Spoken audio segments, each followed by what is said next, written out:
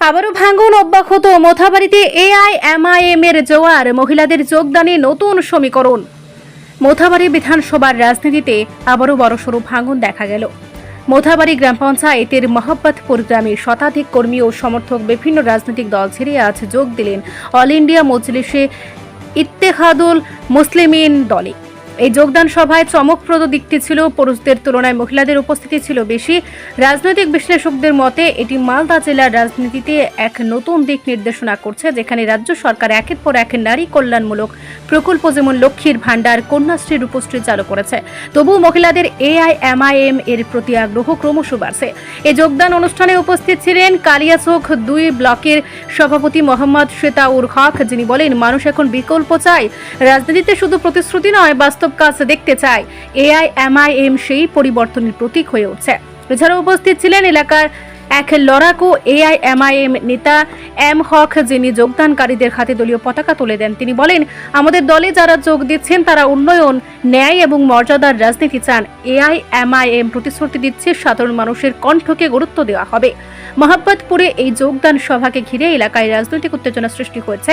স্থানীয় সূত্রে জানা গেছে, আগের দলগুলির প্রতি অসন্তোষ, কর্মসংস্থান ও সামাজিক ন্যায় বিচারের প্রশ্নে অনেকেই এআইএমআইএম কে নতুন আশার প্রতীক হিসেবে দেখছেন।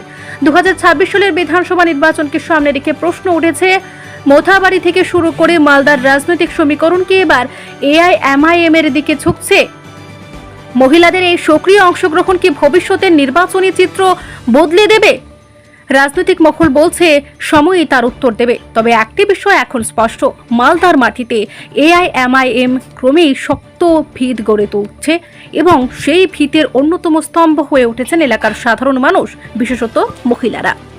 আজকে আমরা বর্তমানে রয়েছি দেবীপুর ওয়াচিনতলার মোহাম্মদপুর এলাকার মধ্যে, যেখানে আমাদের গত পঞ্চায়েতে ক্যান্ডিডেট ছিল।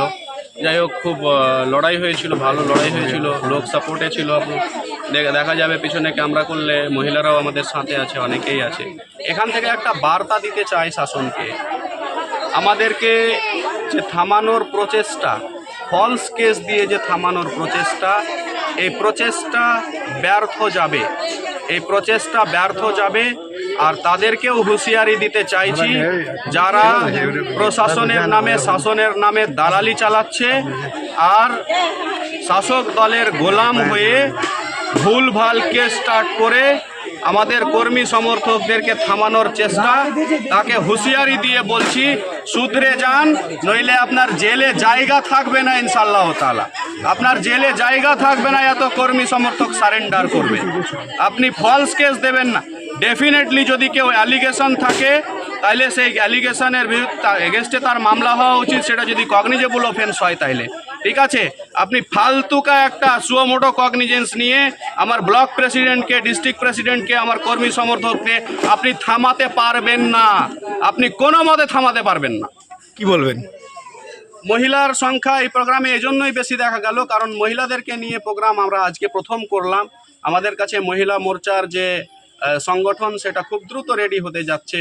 আমাদের বিভিন্ন জায়গা থেকে মহিলারা আমাদের সাথে আছে, সেটা আমরা জানতে পেরেছি। কিন্তু আজকে প্রথম প্রোগ্রাম, যেখানে আমরা মহিলাদেরকে ডাক দিয়ে তাদের সমস্যা তারা শুনেছি এবং তারা যে আতঙ্কিত হয়েছিল তাদেরকে আশ্বস্ত করেছি, আতঙ্কিতর কোনো কারণ নেই। আপনার নাম? আমি অ্যাডভোকেট এম হক, একজন মিমের যোদ্ধা, আসাদুদ্দিন ওবেসি সাহেবের ভক্ত, গোলাম, যাই বলতে পারি।